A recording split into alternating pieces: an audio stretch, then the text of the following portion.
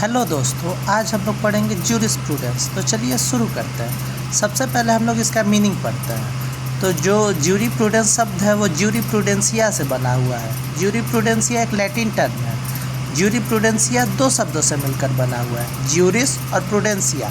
Juris का मतलब होता है लॉ और लीगल, और प्रूडेंसिया का मतलब होता है द स्टडी और नॉलेज। तो होल मीनिंग ज्यूरिप्रूडेंसिया का क्या होगा? द स्टडी और नॉलेज ऑफ लॉ। इसके बाद हम लोग इसका डेफिनेशन पढ़ेंगे। तो सबसे पहले ज्यूरिस्प्रूडेंस का डेफिनेशन दिया ऑस्टिन ने। ऑस्टिन ने कहा the philosophy of positive law. Austin ने ज्यूरिस्प्रूडेंस को फिलॉसफी ऑफ पॉजिटिव लॉ कहा है। इन्होंने ज्यूरिप्रूडेंस को दो क्लासेस में डिवाइड किया है। सबसे पहला जनरल ज्यूरिप्रूडेंस और दूसरा पर्टिकुलर ज्यूरिप्रूडेंस। जनरल ज्यूरिप्रूडेंस में उन्होंने कहा फिलॉसफी ऑफ पॉजिटिव लॉ, और पर्टिकुलर ज्यूरिस्प्रूडेंस में उन्होंने कहा is the science of positive law. General jurisprudence का मतलब उन्होंने कहा कि यह फिलॉसफी है किसी भी पॉजिटिव लॉ की, और पर्टिकुलर ज्यूरिस्प्रूडेंस में उन्होंने कहा कि यह एक साइंस है किसी भी पॉजिटिव लॉ की। इसके बाद हम लोग पढ़ेंगे हॉलैंड को। हॉलैंड ने कहा jurisprudence is the formal science of positive law. Holland ने कहा कि ज्यूरिप्रूडेंस जो है वो फॉर्मल साइंस है पॉजिटिव लॉ की। इसके बाद हम लोग पढ़ेंगे सालमंड को। सालमंड ने इसे दो सेंस में डिवाइड किया। सबसे पहले जेनरिक सेंस और दूसरा स्पेसिफिक सेंस। तो सबसे पहले हम लोग जेनरिक सेंस पढ़ेंगे। जेनरिक सेंस में उन्होंने बताया jurisprudence can be define as science of civil law. Science of civil law उन्होंने कहा। और specific sense jurisprudence can be define as the science of first principle of civil law, और science ही है किसी भी फर्स्ट प्रिंसिपल के civil law के। इसके बाद कीटेन आते हैं। कीटेन ने कहा jurisprudence is the study and the systematic arrangement of the general principle of law. कीटेन ने कहा ज्यूरिप्रूडेंस एक ऐसी स्टडी है, सिस्टमेटिक अरेंजमेंट किसी भी जनरल प्रिंसिपल ऑफ लॉ की। इसके बाद हम लोग नेचर ऑफ ज्यूरिस्प्रूडेंस पढ़ेंगे। Jurisprudence in its nature is different subject. It is neither a procedural subject nor a substantive subject. It is the mainstream of the whole law from where the different law has originated. It is not codified law like Indian Penal Code, Criminal Procedure Code and the Constitution. Jurisprudence is an ever-growing and dynamic subject, has no limitation on itself. Jurisprudence इसका nature बहुत different subject है। यह एक ना procedural subject है ना substantive subject है। इसका यह मेन स्ट्रीम है किसी भी लॉ का जहाँ से लॉ ओरिजिनेट हुआ है। It is not codified law, यह कोडिफाइड नहीं है जैसे आईपीसी, सीआरपीसी और कॉन्स्टिट्यूशन है। ज्यूरिप्रूडेंस एवर ग्रोइंग है और डायनेमिक सब्जेक्ट है, और इसका कोई भी लिमिटेशन नहीं है। इसके बाद हम लोग इसका स्कोप पढ़ेंगे।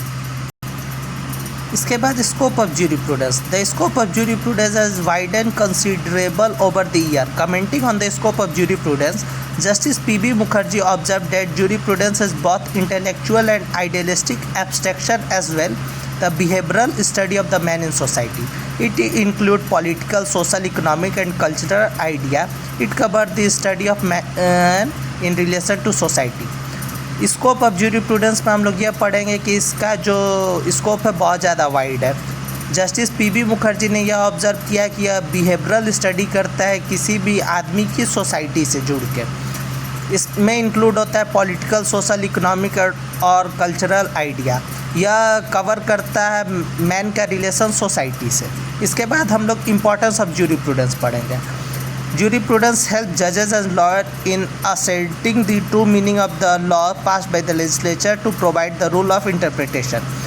Jurisprudence इसलिए हेल्प करता है जजेस और लॉयर की कि क्या लॉ है उसे समझने के लिए और क्या लॉ होना चाहिए उसको इंटरप्रेट करने के लिए। यह हमें ज्यूरिप्रूडेंस हेल्प करता है। The study of jurisprudence help in rationalizing the thinking of student and prepare for an upright civil life. Jurisprudence may also help to legislature who play a crucial role in the process of law making. Jurisprudence help करता है legislature को जो law making का काम करता है। Jurisprudence provide the rule for the interpreting the law. Jurisprudence help करता है ऐसा रूल प्रोवाइड करता है जिसमें हम लोग लॉ में इंटरप्रेट कर सकें। Jurisprudence is also the grammar of law. Jurisprudence को लॉ का ग्रामर कहा जाता है। It help a person to understand the language and the grammar of law. यह लोगों की मदद करता है लॉ की लैंग्वेज और लॉ की ग्रामर को समझने में।